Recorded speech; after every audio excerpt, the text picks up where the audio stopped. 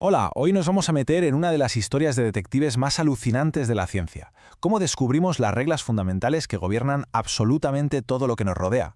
Es la historia de cómo desciframos el código secreto de la materia. Y todo empieza con una pregunta que parece súper simple, una que, vamos, seguro que se ha hecho muchísima gente a lo largo de la historia. Cuando un tronco arde, ¿se desvanece y ya está? ¿A dónde va toda esa madera? Durante siglos, pero siglos de verdad, este misterio trajo de cabeza a la ciencia.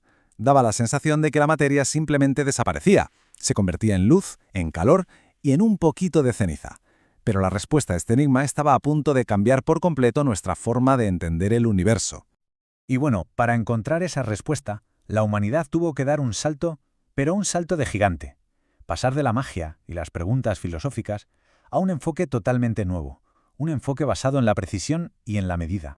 Antes de que existiera la química como la conocemos, estaba la alquimia.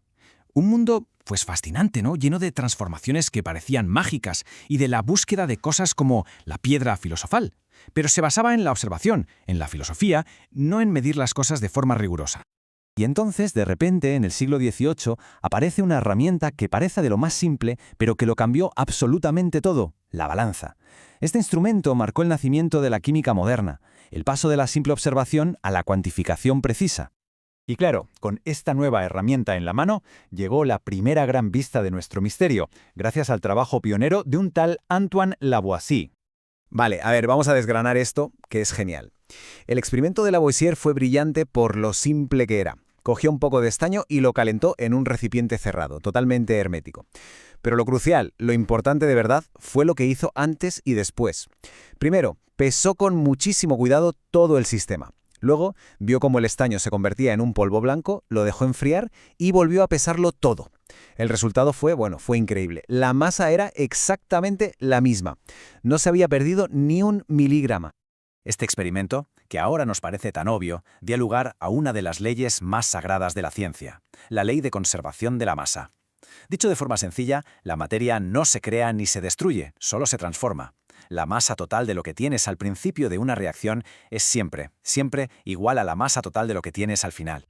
O sea, para que nos entendamos, la masa con la que empiezas es la misma masa con la que terminas. Punto. Así que el misterio del tronco ardiendo, resuelto, no desaparece, se transforma en cenizas, humo y gases. Y si pudiéramos pesar todo eso, la masa sería la misma que la del tronco original. Vale, genial. Ya sabíamos que la materia se conserva. Pero, ¿y ahora qué? Pues el siguiente paso en la investigación era ver si hay algún tipo de patrón en estas transformaciones. Claro, esto te lleva a la siguiente pregunta lógica. Si la materia solo se transforma, ¿hay algún tipo de regla sobre cómo se combina? O sea, ¿es algo que pasa al azar? ¿O es más bien como seguir una receta de cocina súper estricta? Y la respuesta, fíjate, la encontró Joseph Proust con su ley de las proporciones definidas. Descubrió que un compuesto químico, por ejemplo el agua, es como una receta con ingredientes fijos. Ojo, hablamos de masa, ¿eh? Da igual si tienes una gotita de agua o un océano entero, la proporción de masa siempre es de 8 partes de oxígeno por 1 de hidrógeno. La receta no cambia jamás. Pero la cosa se pone aún más interesante con lo que descubrió John Dalton. Se dio cuenta de que los mismos elementos podían combinarse de diferentes maneras para formar cosas distintas. Por ejemplo, para una misma cantidad de carbono, el dióxido de carbono tiene exactamente el doble de masa de oxígeno que el monóxido de carbono, una proporción súper simple de números enteros, alucinante. Las pruebas ya eran, irrefutables. La materia no se combina a lo loco, sigue unas reglas estrictas, predecibles y siempre con números enteros. Pero claro, la pregunta del millón era, ¿y por qué? ¿Qué demonios estaba pasando ahí debajo para que todo fuera tan ordenado? Y aquí es donde entra en escena John Dalton de nuevo para conectar todas las pistas con una idea tan elegante como revolucionaria. Una idea que de repente lo explicaba todo. Su teoría atómica. La idea era, para la época, radical. Básicamente dijo, 1. Toda la materia está hecha de partículas diminutas que no se pueden dividir más, y las llamó átomos. 2. Los átomos de un mismo elemento son todos clavaditos, idénticos. Y 3, y esta es la clave de todo, los compuestos se forman cuando los átomos se juntan en esas proporciones simples de números enteros que ya habíamos visto. Y las reacciones químicas, pues no son más que un baile, una reorganización de esos átomos. Y para que nos hagamos una idea, mirad esto. Estos son los símbolos originales que usaba Dalton.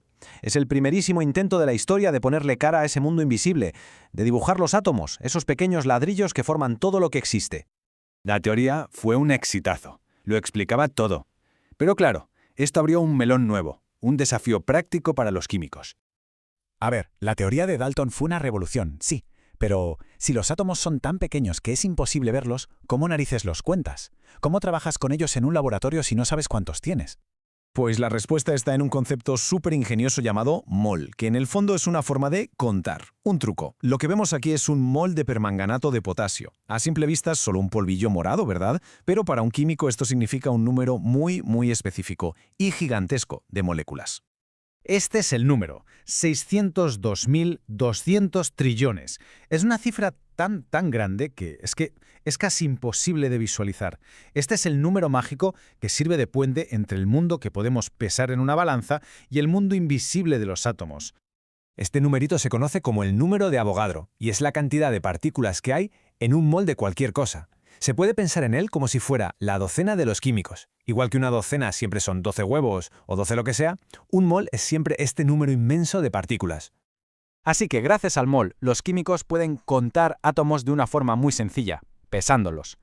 Y este concepto es lo que convierte esas leyes que parecían tan teóricas de Lavoisier, Proust y Dalton en las herramientas del día a día de la química moderna. Estas leyes fundamentales nos abrieron los ojos a la existencia del átomo y nos dieron las reglas del juego de la química. Pero la ciencia, claro, nunca se detiene. Y esto nos deja con una última pregunta para reflexionar. ¿Qué grandes misterios de la materia estamos intentando resolver hoy en día?